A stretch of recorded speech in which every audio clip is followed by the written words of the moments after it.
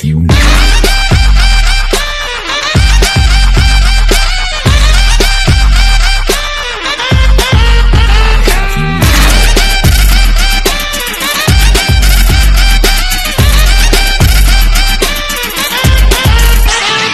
here with this young, eager audience of Dayanand Sagar College of Engineering. It's a privilege to be here among all the great achievers you have done. Before coming to the service, whenever I see a fat cop, I get very angry. I say, oh look, this fellow must have taken a lot of money, he must be a corrupt fellow. That is why his belly is very fat. So after getting into the service and working for about 7-8 years, then I understood the simple rule. This person is fat because he gets up at 5 o'clock in the morning, leaves his home at 6 o'clock, reaches the police station at 7:30, starts his daily duty at 8 o'clock, attends God knows how many work he has to attend per day. He has to manage traffic, he has to catch a criminal, he has to go to a court, he has to attend the VVIP bandobast in the hot sun and the pouring rain. By the time the day closes at 10 o'clock, he reaches home at 11, the whole family is left. So many cops keep complaining, I never saw my son or daughter growing in front of me. He eats at unhealthy times, breakfast at 11 o'clock, lunch at 3:30, dinner at 11:30 in the night.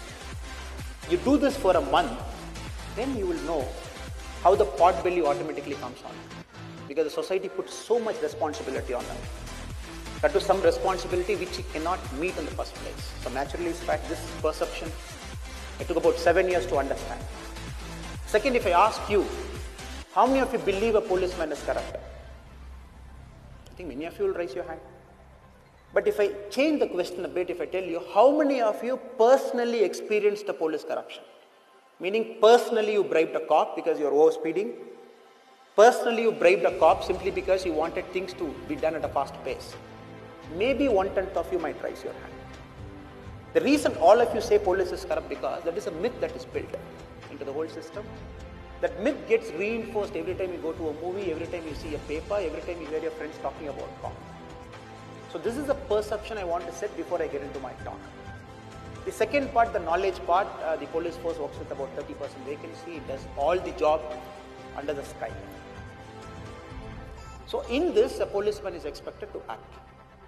So in fact, when the organizer was telling me you should talk something about your personal experience, I said, no, I will avoid it, but still you should speak. Some of my personal experience could be, if you look at the social media channel, a couple of my videos are there. There is one video where a sub-inspector gets kind of house arrested, I go rescue him. And you say, no, you have done good work, you acted. But I say, I'm not proud of doing that. Because a civil servant by its very nature, he has to be a backroom boy. He can never come out in the open.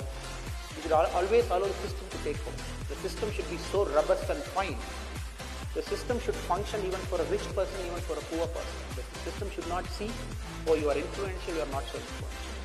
But many a times when you go out, when you come in the open forum and treated as heroes, you feel very uncomfortable. The reason for that instant is, one day morning you get a call, they say people have hijacked the sub-inspector, kept him in a house. Not every day morning you get a call like that. Maybe it's a bad morning for me. Maybe it's a unique morning for me. You go to the spot, maybe after 40 minutes, you need the traveling time. By then there's a big mob baying for his blood, very angry mob, emotional mob, a mob which cannot be controlled by reasoning with that mob. The sub-inspector is put in a house, people demand justice. You ask him, what is the justice you want? The first thing they say is, no, your sub-inspector's car has touched my car. And we asked him why, he said something, so we have put him inside. And the funny part of the whole episode is, a lot of people who are witnessing the whole action, they have also become part of the mob. So it took a lot of effort. It is not necessary you go, you act immediately. There are some amazing people, as co-speakers have seen them. There is an 18-year-old person who says, I've decided to act because the world is getting warmer every day. There is a guy who decided because I'm going to do something, electrical car and bike, because again, a lot of pollution is happening. There is another speaker who says, no, I'm going to do something good because a lot of people need to have the communication. A lot of problems happens in life because people don't communicate. So these are the so-called good people with whom we can reason up. So with this mob, very specifically, you find a way to control this. You do the divide and rule, you find who is the weakest leader in the crowd, you attack him, you split the group, you find an opening, then you search for the rational person and the tension when the action is on. You get that rational person, you build him up so that he becomes a leader in the mob. You give him importance, you discredit the other leaders. You talk to him, you reason out to him. By the time the force comes, maybe another 20 minutes later, then you save the situation. But why was I forced to act? Because the public chose not to act. Again, they say there is another video of you in the YouTube, the Facebook, and the other social media, where on the pouring rain that you are there and doing a service. No, I get paid for it. Every month I get my salary and I'm supposed to do that because I'm a public servant. I've taken an oath on the national flag. But why were we supposed to go, maybe as a district head in the pouring rain, to go and save the situation? 5,000 vehicles stuck in a ghat because the ghat has, some mud has come in. It is blocked. Nobody wants to get out of their car.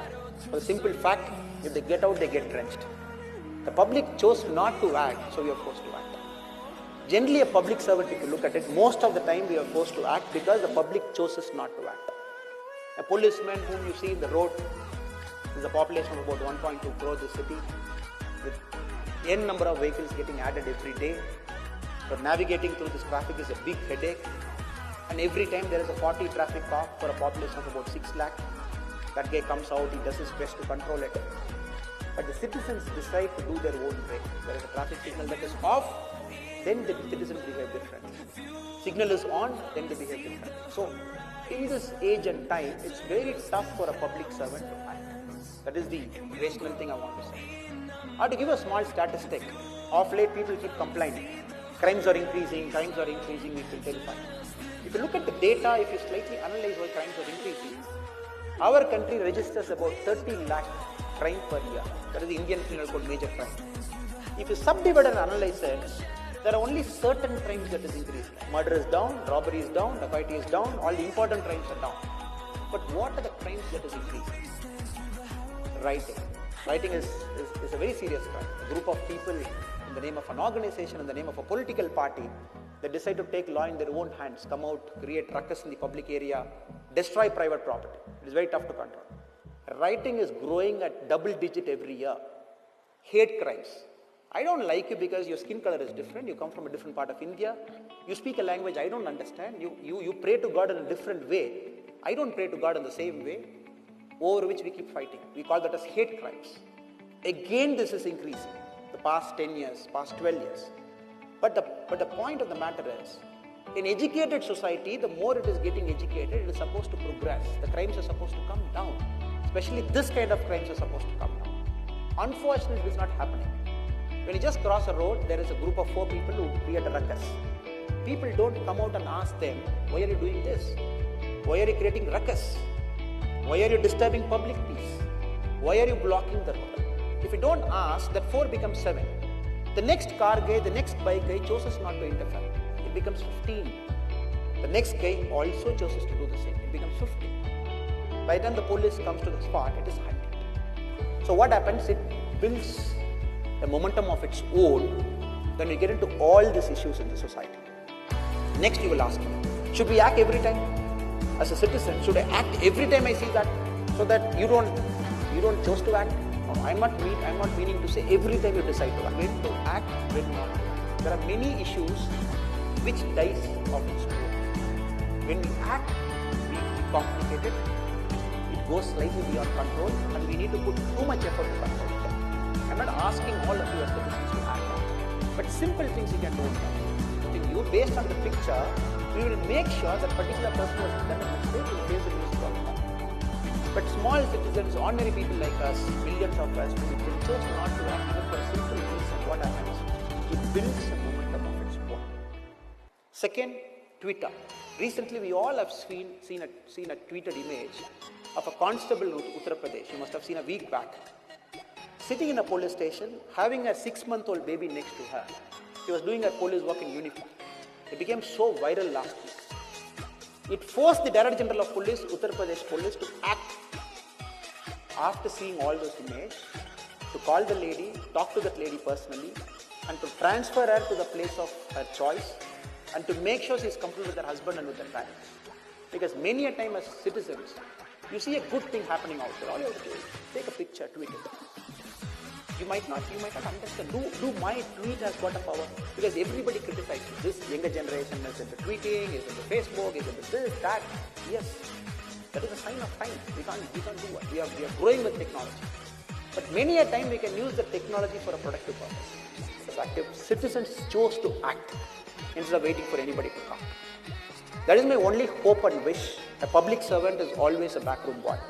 Is not supposed to come out. If he comes out, if his video comes out as seeing in action, which means those are all preventable causes. Maybe it is not preventable, he is supposed to come out.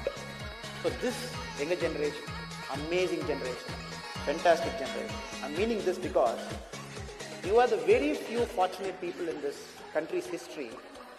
You are at the right time in India's right progress.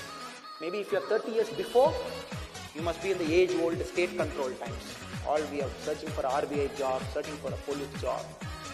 Maybe if you are 50 years later, you might be in the same Japanese model, old people.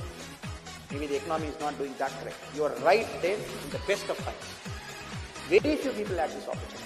It is an opportunity for you to control the space you live in. Make sure your public service works to your best, to your optimum level. And I hope and pray this generation who is here will do that, will achieve that. And make sure you stand hands with us. We will act. But many a time you blame us for inaction because by the time we come there, things are beyond our control. It has achieved a momentum of its own. So let us not allow that to happen, the citizens of Bengaluru and everybody around the globe. So act when you are required to act so that the public servant is forced not to act for the whole greater benefit of the society. I wish you the very best. And may God be with you, whatever you want to do in life. Thank you so much. Thank you.